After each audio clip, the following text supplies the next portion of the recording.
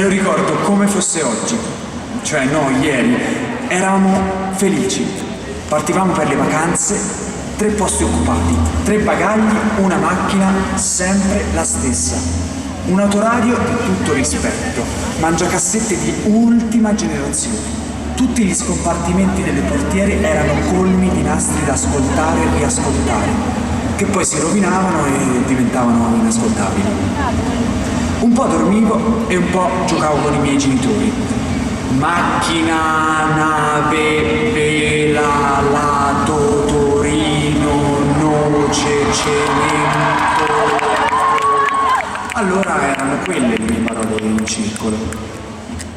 Il ricordo di quei giorni è un tesoro importantissimo, non tanto per il fatto di avere davanti ancora tutta la vita, all'epoca non ne avevo idea, ma per la capacità che avevo e che ho perso di godermi ogni singolo istante.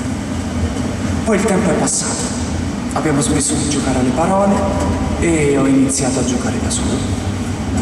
Passavo le ore a mettere a posto. No, non ero il figlio perfetto. Mettevo a posto mattoncini con strane forme e quando tutto andava bene i mattoncini sparivano nel nulla. I ricordi non erano più in parole, erano in musica.